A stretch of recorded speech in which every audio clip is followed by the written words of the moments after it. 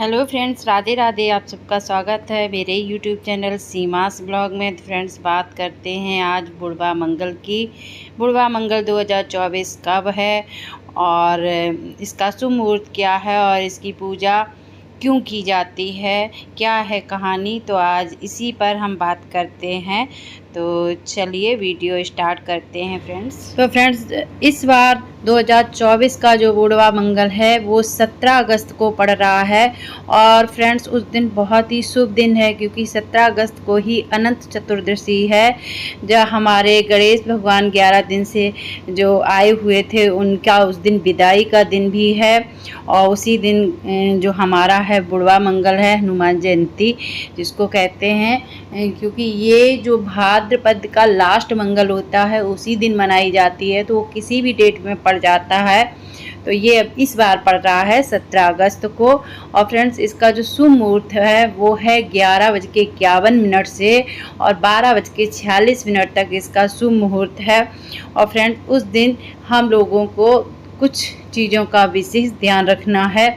उस दिन हमें अपने घर में कहीं भी किसी भी जगह पे अंधेरा नहीं रखना है। दिन में भी इस चीज़ का ध्यान रखें कि हर तरफ रोशनी होनी चाहिए, कहीं भी अंधेरा ना हो। और दूसरी बहुत ज़रूरी बात है कि उस दिन किसी भी तरीके का पैसे का लेन देन ना करें, ख़ास करके लेने वाला, नहीं तो वो कर्जा जल्दी कभी उतरता नहीं है। और उस दिन तामसी भोजन वगैरह ना खाएं, कोई भी गलत काम ना करें।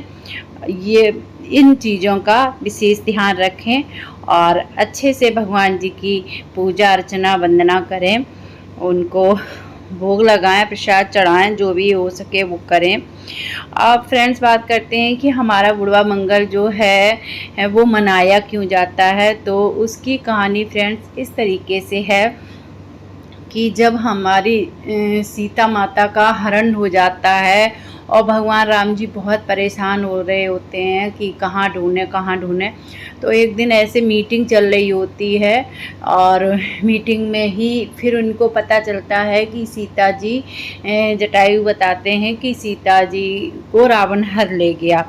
तो फिर वहाँ पे मीटिंग चलती है और सब सोचते हैं कि अब उतनी समुद्र पार करके और लंका तक कौन इतना बलवान है जो लंका तक जाए और सीता माता का पता लगाए। तो जब वहाँ पे सब असमंजस में होते हैं, किसी की समझ में नहीं आता, तो तभी जामवंत जी हनुमान जी को उनका बल याद करवाते हैं और कहते हैं कि तुम ही ऐसे हो जो इतना बड़ा समुद्र पार करके और सीता माता की खबर ला सकते हो। तो जब वो उनको बल याद दिलाते हैं तो वो एकदम जोश में आ जाते हैं हनुमान जी और हुंकार भरने लगते हैं। फिर उनको एक एहसास होता है कि हम गलत कर रहे हैं, हमसे बड़े यहाँ पे बैठे हैं, जामवंत जी बैठे हैं और हम उनके सामने इस तरीके से कर रहे हैं, तो बड़ों के सामने हमें ऐसे नहीं करना चाहिए। तो फिर हनुमान जी नॉर्मल हो जाते हैं और उनसे पूछते हैं कि हम क्या करें और कैसे जाएं। तो फिर वो कहते हैं कि तुम जाओ वहाँ पे और इस तरीके से माता का पता करके आओ। तो हनुमान जी फिर समुद्र द्वारा लंका जाते हैं। तो रास्ते में उन्हें बहुत सारी राक्षस वगैरह मिलते हैं जिनका वो वध करते हैं और फाइनली वो लंका पहुंच जाते हैं। लंका में पहुंचने के बाद वो बहुत ढूंढते हैं पर उनको सीता माता नहीं मिलती। तो वो परेशान हो जाते हैं और सोचते हैं कि क्या करें, अब हम खाली हाथ जाएंगे तो सब लोग मेरी प्रतीक्षा कर रहे हैं, उनको क्या बोलेंगे। तो फिर वहाँ पे वो देखते हैं कि यहाँ पे कोई ऐसा धर्मात्मा पुरुष हो जिससे हम बात कर सकें, पूछ सकें।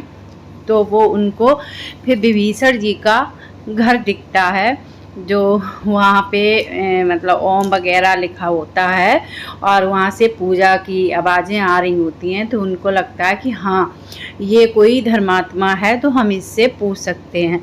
तो फिर वो विभीषण जी के यहाँ जाते हैं और विभीषण जी से पूछते हैं, तब विभीषण जी कहते कि हाँ वो इस तरीके से अशोक वाटिका में है, लेकिन आप इस वेश में वहाँ नहीं जा सकते क्योंकि वहाँ पे बहुत पहरा है, तो उसके लिए आपको सखी का रूप लेना होगा और तब आप वहाँ पे प्रवेश कर पाओगे। अगर इस रूप में जाओगे तो आप वहाँ पे प्रवेश नहीं कर पाओगे।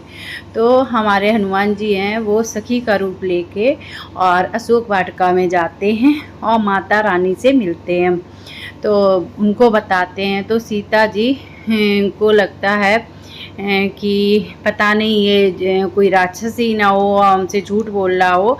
तो सीता जी कहती कि मैं आपकी बात का कैसे यकीन करूं कि आप उनके द्वारा भेजे गए हो। तो फिर वो जो राम जी ने अंगूठी दी थी निशानी के लिए, तो वो उनको दिखाते हैं कि माता ये देखिए। तो सीता जी जैसे ही अंगूठी देखती हैं और वो पहचान लेती हैं कि हाँ ये मेरे श्री राम प्रभु की अंगूठी है, तो फिर वो उनको बदले में अपना एक चूड़ा देती हैं और कहती हैं कि ये जाकर आप श्री राम जी को दे देना। तो फिर वो माता से आज्ञा लेते हैं।